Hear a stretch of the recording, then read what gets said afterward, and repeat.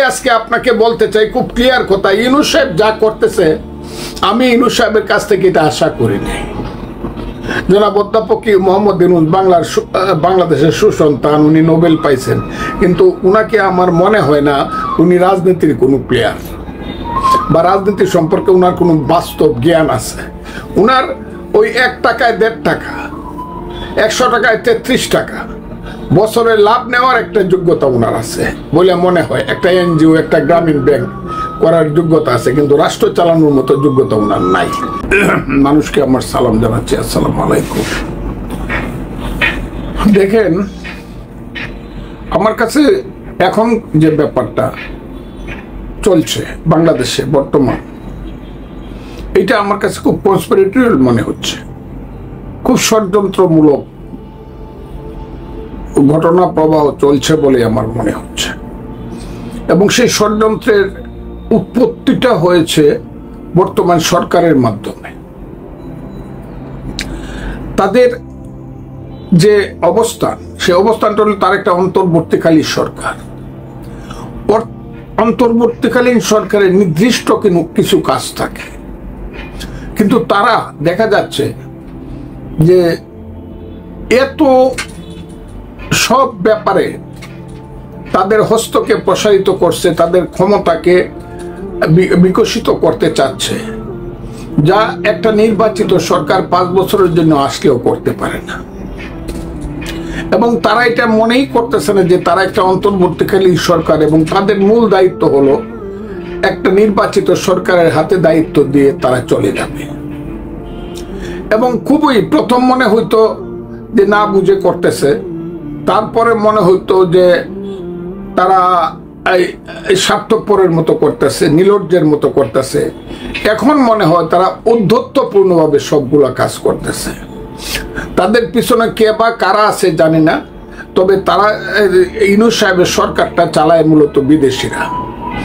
তার ভিতরে যারা উপদেষ্টাদের অনেকেই আছেন বা যারা তার সাথে যারা সহকর্মী আছেন, তাদের প্রায় সবাই বিদেশি নাগরিক।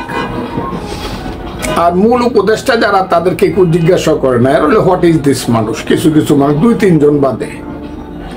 আর উপদেষ্টা মন্ডলীতে যে ছাত্রদের প্রতিনিধি যে 2 জন আছে, এদেরকে আমি কি বলবো, এরাই বরং আমার কাছে মনে হয় এই দেশটা যদি ধ্বংসের দিকে এগিয়ে যায়, প্রধানত এইসব বাচ্চা ছেলে পেলেদেরকে গুরুত্ব দেওয়ার কারণে। এবং কোথায় যেন কি কারণে একটা ষড়যন্ত্র হয়েছিল 5ই আগস্টের আগে, সেই ষড়যন্ত্রের ফলশ্রুতিতে শেখ হাসিনা চলে যাওয়ার পরে আজকে দেশটা যে জায়গাতে যাচ্ছে, এই 2টা ছেলে এর জন্য বেশিরভাগ দায়ী হবে। একজন হলো মাহফুজ আলম, আর একজন হলো সজীব ভুঁইয়া। দেখেন, ওই যে ইশাক নামক একজন যুব নেতা বিএনপির, জনাব সাদেক হোসেন খোকা, বীর মুক্তিযোদ্ধা ছিলেন, বিএনপির মেয়র ছিলেন, মন্ত্রী ছিলেন, অনেক ত্যাগী নেতা। তার ছেলে আদালত বলছে, হাইয়েস্ট আদালত বলছে তাকে শপথ পড়াও।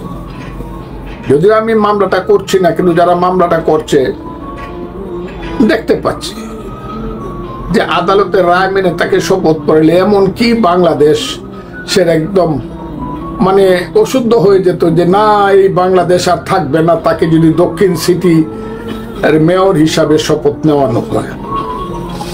এহেন একটা অবস্থার মধ্যে ঈর্ষাদ প্রমাণ করলো যে শুধু সে ঢাকা দক্ষিণের নেতা না, সে ইচ্ছা করলে ইউনূস সাহেবকে 7 দিন ঘরে আটকায় রাখতে পারে, এবং মিলিটারি না আসলে পরে উনি আর ঘর থেকে বের হতে পারবেন না, বা উনার সরকার কোনো কাজকর্ম করতে পারবে না, ঢাকা শহর বন্ধ হয়ে যাবে, বিএনপি লাগবে না। ইশাক সমর্থক গোষ্ঠী এই ব্যাপারে যথেষ্ট।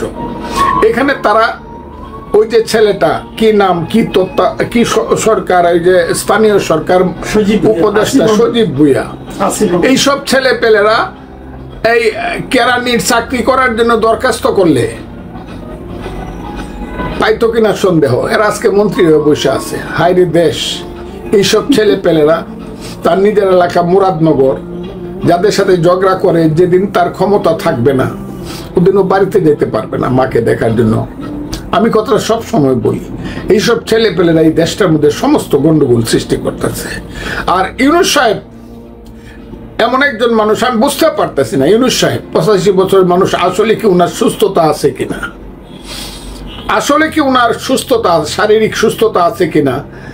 সমস্ত লোককে উনি অ্যাভয়েড করেন, শুধু মাথার উপরে তুলে নাচেন ওই 2-3টা ছেলে, একটা নাহিদ ইসলাম, একটা সার্জিস আলম, একটা হাসনা, তার ওই যে 2টা মন্ত্রী, এই 5-7টা ছেলেকে নিয়ে মনে করতেছেন বাংলাদেশকে উনি কন্ট্রোল করবেন।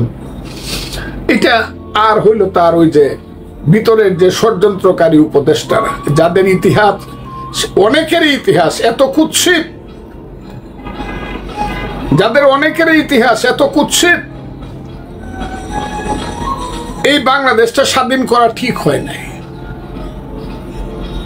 এদের মতো কুৎসিত চরিত্রের লোকেরা আইসা এখানে এত বড় বড় পদ দখল করে যদি বলে কেমনে কুৎসিত, আমি কিন্তু বলবো, আমি বলতে কাউকে ভয় পাই না, কিন্তু আজকে বললাম না। তারা যদি মানে এখান থেকে সরিয়া পড়ে বলবে না মানুষ, কিন্তু সরিয়া না পড়লে কুৎসিত ব্যাপারগুলা কিন্তু বাংলাদেশে বের হবে। এখন কিন্তু সবাই জানে কে মার্ডার কেসের আসামি ছিল, কে ধর্ষণ কেসের আসামি ছিল, কারা এই দেশের সমস্ত কিছু দখল করে বসছে, এই জায়গাগুলো কিন্তু আসবে। এবং এই দেশে কিন্তু সমস্ত রুল হইতে পারে হাইকোর্ট থেকে।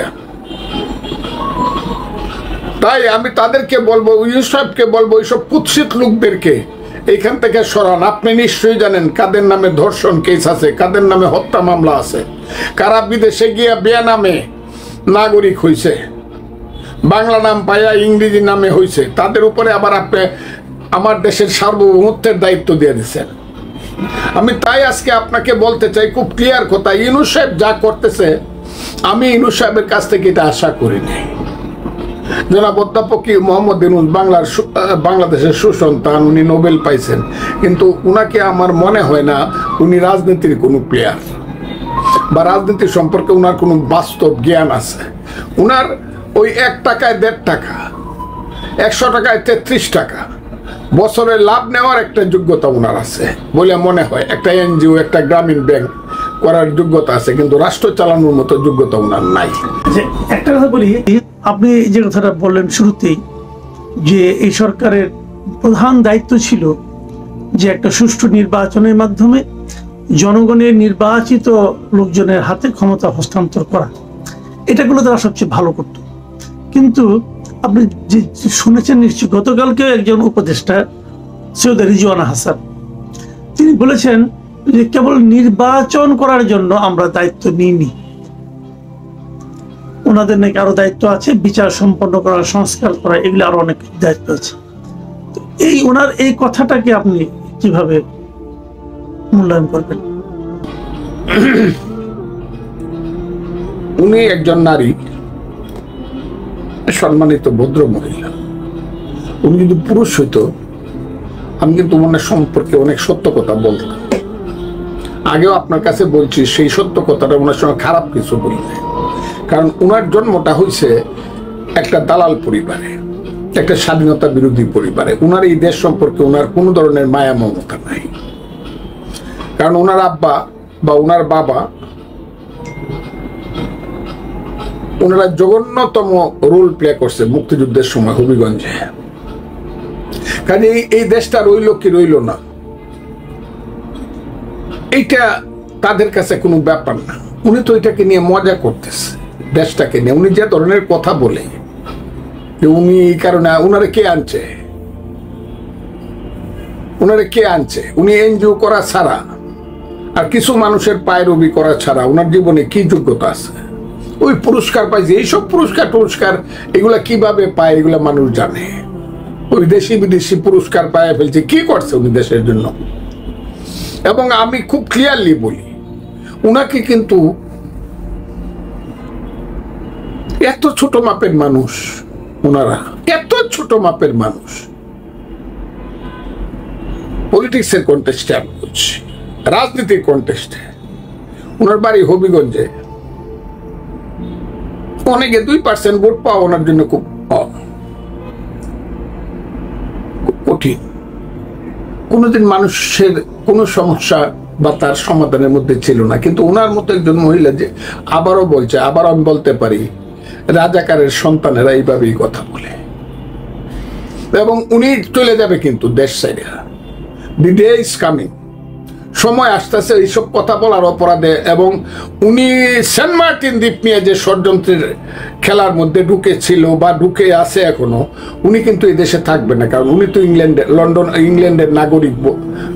আমি পত্রিকাতে দেখলাম উনিও দ্বৈত নাগরিক, উনি চলে যাবে। কাজে ওনারা কি কইলো না কইলো, তবে এইগুলা নিজেদের কাছে খুব অপমানিত বোধ করি আমরা যারা এই দেশটা সৃষ্টি করছিলাম।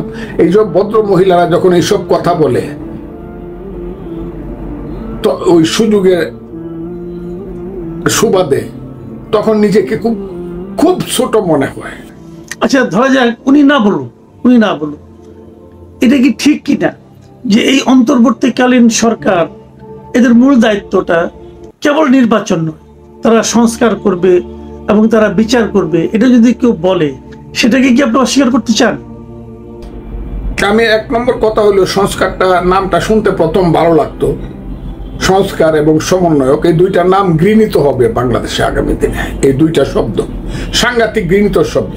আর সংস্কার তো মূলত কনস্টিটিউশন সংস্কার করাটাই মূল ব্যাপার। কিন্তু কনস্টিটিউশন সংস্কার যারা করবে তারা সব বিদেশি মানুষ। আমি চাই না আলী রিয়াজের মতো মার্কিন নাগরিকের মানে পরিচালনায় আমার দেশের সংবিধান হোক আর যাই হোক কোনো সংশোধন হোক। আর এইসব কিছুই হবে না।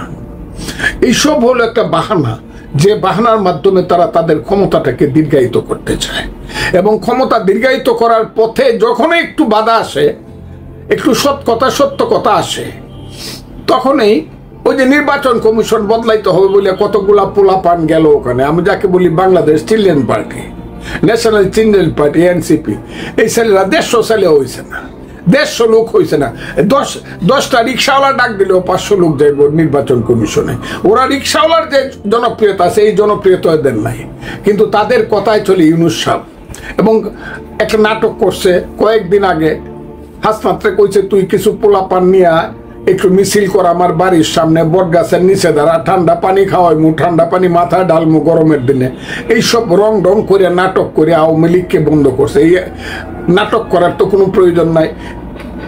কিন্তু গতকালকের নাটকটা, এই 2 দিনের নাটকটা কিন্তু ইউনূস সাহেবের ফেল করছে। এই নাটকে কিন্তু মানুষের কোনো উৎসাহ ছিল না। ইউনূস সাহেব থাকবো কি যাইবো, আমার কাছে লজ্জাই লাগে। ইউনূস সাহেবের মতো লোক বলছে আমি পদত্যাগ করবো। এটা আমি বলি না, তার যে সবচেয়ে প্রিয় ছেলে, তার নাম নাহিদ ইসলাম, সে বলছে ইউনূস সাহেব বলছে উনি পদত্যাগ করবেন। আমি পদত্যাগ পত্র লেখাটা পর্যন্ত টেলিভিশনে ইউটিউবে দেখাইছে, আমি দেখছি, সেটা আমি জানি না। কিন্তু ইউনূস সাহেব যেহেতু একবার বলছে উনি পদত্যাগ করবে, এখন কে তাকে আবার অনুরোধ করছে না আপনি থাকেন? কেউ তো করে নাই। কিন্তু আমি জানি উনাকে যে পর্যন্ত মানুষ বিদায় না করবে, কোথায় ধরে বিদায় করবে আমি জানি না, কিন্তু যে পর্যন্ত মানুষ ওনাকে বিদায় না করবে উনি যাবেন না, উনারা যাবেন না। কারণ ওনাদের একটা মিশন আছে। সেই মিশন হইল দেশকে আন্তর্জাতিক ষড়যন্ত্রের কাছে, আন্তর্জাতিক কালো শক্তির কাছে এই দেশকে বন্ধক দিয়ে যাওয়া। এটা হলো ইউনূস সাহেবদের দায়িত্ব বলে আমি মনে করি। ওই মিয়ানমার থেকে দৌড়িয়া, আরাকান থেকে দৌড়িয়া আমার রাঙ্গামাটি, বান্দরবন, খাগড়াছড়িকে বন্ধক দিয়ে আমার চিটাগাঙ্গের শুভপুর ব্রিজ পর্যন্ত, ওই বন্ধক দিয়া চিটাগাঙ্গের কি নাম ওইটা বন্দর, অন্যের কাছে দিয়ে আমি সবসময় বলি যে আমার মা হইল বাংলাদেশ। মুক্তিযুদ্ধ করিয়া যে মুক্তিযুদ্ধের পেট থেকে আমার যে দেশ, আমার মা বাংলাদেশ। ইউনূস সাহেব বলতেছে এই বাংলাদেশ সুন্দরভাবে চলতেছে না, আমার মারে আমি সুন্দর শাড়ি পরাইতে পারতাছি না, ভালোভাবে খাওয়াইতে পারতাছি না। এখন একজন জমিদার এসে বললো তোর মারে আমার কাছে বিয়া দে, আমি বেনারসি শাড়ি পরামু।